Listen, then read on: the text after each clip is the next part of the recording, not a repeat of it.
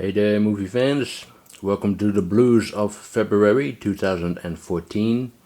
Now, before I'm going to show you my new batch of DVDs and Blu-rays, I'd like to give a big shout out to the Cinema Cell. Now, I immediately became a fan when I saw his first video, and this is a guy who really loves movies. I mean, his knowledge for movies is fantastic. His taste in movies is great, and he talks about all kinds of different kinds of movies, from the silent classics from the 1920s all the way to the big budget Hollywood productions of today. And it is always a joy to watch his videos. So, do me a favor, and especially do him a favor. Click the link below, hit the sub button, and enter the Cinema Cell. If you really love movies, you really have to subscribe to him. You will not regret it. Okay, first up are some DVDs that I got. You might remember from the previous update that I got a few Blu-rays for 50% off from a store here in Holland. And now the same store has everything for 50% off, also some for 70% off. So I bought some DVDs and some Blu-rays from that store because they were just dirt cheap, and I could not let them go. Anyway, the first one was Shaun of the Dead, which is a zombie comedy from Cuba. I guess it's kind of like Shaun of the Dead in a way. I haven't seen this one yet though. It's another horror comedy that I haven't seen yet, Inbred, but I heard some good things about this one. Looks like it has some great makeup effects there. This is, oh, by the way, this one was €3, and this was €2.50. €2.50. I mean, it's just unbelievable how cheap it was. And this was also €2.50. This is Horror Delight, a Nightmare Boutique, which has 3 French horror movies. Frontiers, I already had this on DVD. That's a great one. But I've never heard of the other one, Senseless and Saint Martyrs of the Damned. If any of you have seen this one, let me know what you think. Because I've never heard of these movies before. This looks quite disgusting. National Lampoon's Animal House, which is a comedy classic with John Belushi, co-written by Harold Ramis, who passed away recently. He was better known as one of the Ghostbusters, Egon Spengler from the Ghostbusters. And the last DVD is Narrow Margin with Gene Hackman. This is a good one, but I prefer the original one from the 1950s with Charles McGraw, which is a great film noir classic. But this is I like this one. This is pretty good. And now on to the Blu-rays that I got from the same store. The first one is Jack Ryan box set, the declassified collection. It has all the Jack Ryan movies, except the latest one, of course, with Chris Pine and Kevin Costner. Anyway, this set contains The Hunt for Red October, Patriot Games, Clear and Present Danger, which is really my favorite one, if you ask me. I really love this film. And The Sum of All Fears. And this one was €15. It originally cost €30, so that's pretty much a bargain right there. And here are the other Blu-rays that I got from the store. Dead and Tombstone, I haven't seen this one yet, but it looks like fun, kind of like a supernatural western. Mama, haven't seen this one yet either, but it is a film by Guillermo del Toro, or at least he's the executive producer of it. He did not direct it.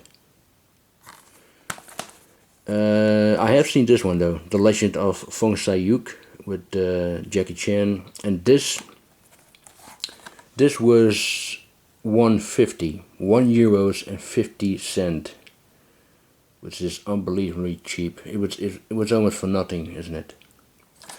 However, talking about a Blu-ray for nothing, I got this for nothing. Now the seller accidentally forgot about this. I looked at the receipt when I got home and found out that he forgot this title. So I went back the other day. I could have forgot about it or let it go, but that's not who I am. So I went back and told him that he forgot about this title, and he just said, you know what, it was my mistake. You can have it. So that was very cool of him, and I basically got this for free. And this is the fourth movie in the Ip Man series. The fourth and final movie. It says Ip Man Final Fight. The first two movies was with Donnie Yen. Then you had a prequel to those movies, and this is the follow-up to the first two movies. And this time it's Anthony Wong who plays Ip Man, an older Ip Man. So I like the previous movie, and I'm pretty sure I'm going to like this one as well. The next three Blu-rays I got in a trade with a fellow Dutch collector. And the first one is Pride and Prejudice. I can never pronounce this word properly. Prejudice. Whatever. Yeah, I know this is a chick flick, but what can I say? I like it. Directed by Joe Wright, who also did Hannah and Atonement. Sorry about that, but I can enjoy the visual beauty of these kind of films. Next is In the Name of the Father. I haven't seen this one in a long time. And Lost Highway by David Lynch. The first time I saw this movie, I believe I was in my early 20s. I did not like it. So I want to give this another chance. I'm pretty sure I'm gonna like it now than back in the day. Next is Game of Thrones, the complete third season. This comes with a very nice, transparent slipcover with the shadow of the dragon. It's a phenomenal series. I cannot wait for season 4, which will be. It will start in April, early April, and season 3. At the end of season 3, fuck me, well, that was quite something, wasn't it? It is without exaggeration the most shocking and unexpected thing I've ever seen in any movie or in any television series, and I was just completely numb. I just couldn't move. I was sitting in my chair watching it, and I was like, holy shit, what's going on here?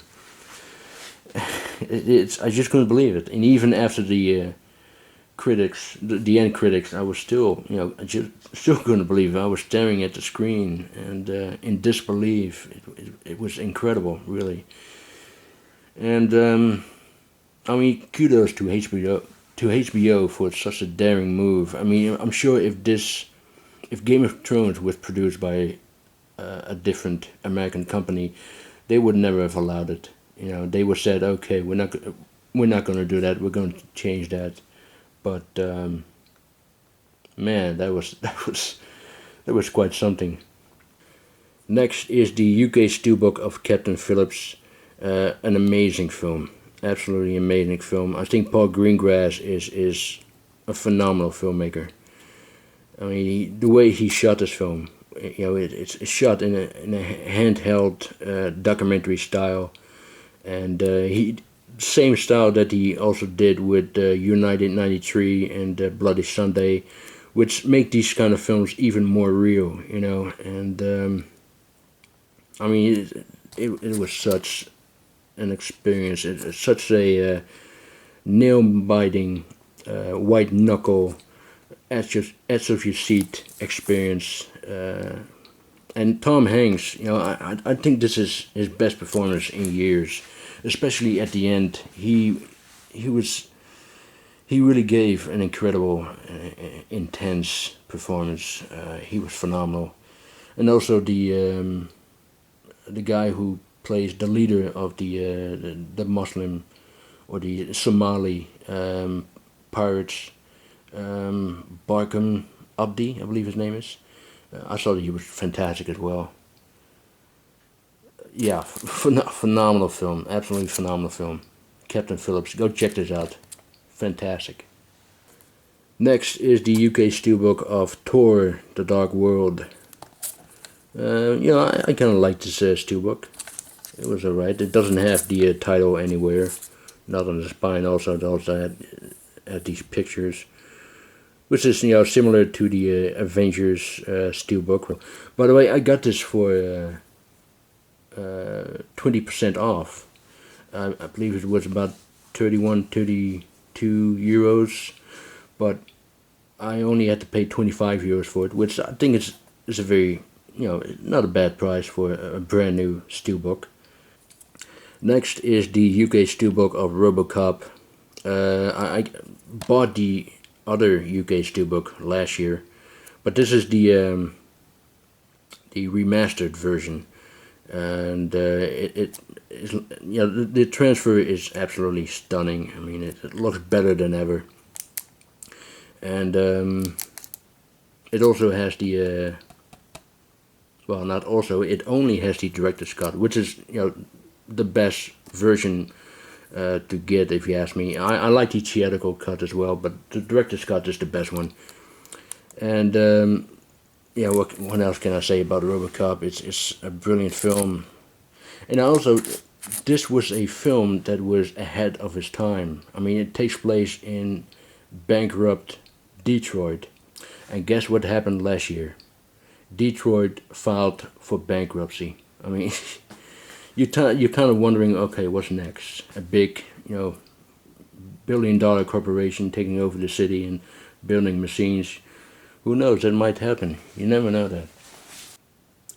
Okay, next up is Rocky. This is the UK steelbook, Zavi exclusive. Also a remastered version. Looks really good. I think we all agree that Rocky is a classic. However, I do believe that Stallone has stolen the idea for Rocky from a movie called Somebody Up There Likes Me with Paul Newman. Now, the similarities between these two films, they cannot be coincidental. They are too obvious. I mean, for example, Newman's character in this film is also called Rocky. You can see it here a little bit. Rocky Graziano. Come on, focus. There it is. Rocky. In this film, he also, he falls in love with this shy Jewish girl. Same thing happens with Stallone in Rocky. Both movies takes place in a poor neighborhood somewhere in New York. I believe it's the Bronx. I'm not really sure about that. And another funny thing is that Newman's accent in this film is very much the same as Stallone's accent. Well, I should be saying that Stallone's accent is very much like Newman's accent. So it would have been a very strange coincidence if Stallone have not seen this movie before he started working on Rocky. I mean, he must have seen this movie. He should, there's no doubt. He must have seen this movie. If you've seen this film, you know what I'm talking about. The similarities are just too obvious. Next is a Twilight Time Blu-ray cartoon, which is a really good one. I love that they used the original artwork for the front cover. I mean, look at this. It looks really beautiful. This is a good film. Good film. I haven't seen it in a while. Also come with this booklet.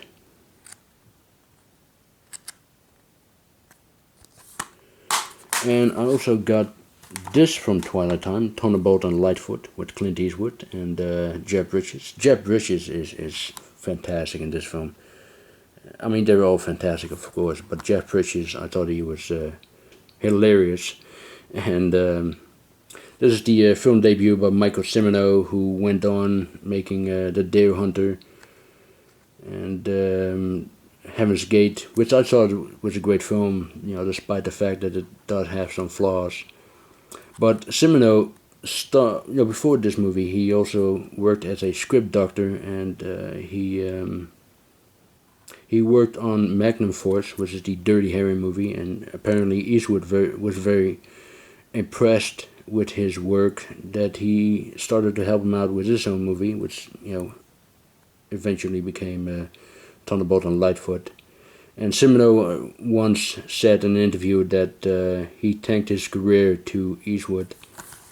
Also picked up the UK Blu-ray of Red River, a great western. I purchased this a week before the Criterion Collection announced their version of Red River. Now, if had I known that, I would not have bought this. But what can I do? I'll probably be getting the Criterion version as well. But this contains different extras, and it also has a booklet as well. See it. It's a really good film. Red River. I also picked up The Chaser. Now, I got this from a seller here in Holland, and I paid €10 for it, including postage. And apparently the seller did not know that it was a out-of-print Blu-ray. That's why I got it for such a good price. And I used to have this on DVD, but I gave that one to Gavin, Lord Gigolo 5150. And it's a great green film, by the way. Also picked up You're Next, which is a very enjoyable horror movie. It's a home invasion movie with a twist. Also, she was really good. She really kicked ass in this film. I mean, some people pretend, or not pretend, but it's like as if they think this is a game changer, but it's nothing like that at all. It's pretty much the same as all of the other home invasion movies, but only there are some surprises in this film. And I have to say that the surprise at the end wasn't really that much of a surprise. I actually saw that coming. Ty West also has a small role in this film as the underground filmmaker boyfriend. Ty West, of course, is the director of The Innkeepers and The House of the Devils, for example. And he also worked on The ABCs of Dead and VSS and, The Roost, which is an underrated zombie movie. But this is a very enjoyable movie, You're Next. Also picked up the new version of Carrie, which has this very beautiful lenticular cover. Look at that. I like how they've done that. Now the movie, I thought it was okay. It's if you've seen the original by Brian De Palma, or if you read the book by Stephen King, you know exactly what to expect. I mean, there's no changes, there's no surprises. It's very much the same as as expected from the original movie or the book. But I thought it was decent, not a bad adaptation. Plus, I like the director of this film, Kimberly Pierce, who also did Boys Don't Cry, and Chloe Grace Moretz. She was good as Carrie, and so was Julianne Moore. However, the original version, which I also picked up on Blu-ray, by the way, Cece Spacek, I thought she was perfectly cast as Carrie. Better than, much better than Moretz, to be honest with you. I mean, Cece Spacek was 26 years old at the time when she made this, and she is totally believable as a teenage outcast. She's just perfectly cast. The Palmas visual style is phenomenal as well. I mean, nothing can beat the original. Absolutely nothing. But you know, it's this one is okay. It really is. I mean, it's much better than some of the other movies, you know, that came out of Carrie. You know, I believe there's also a television version of Carrie, and there's even a musical version, which wasn't really that much of a success actually. But yeah, nothing can beat the original. The original is by far the best one. But anyway, that was it for my DVD and Blu-ray update of February 2014. I hope you enjoyed it. Thank you for watching, and I'll see you next time. Bye.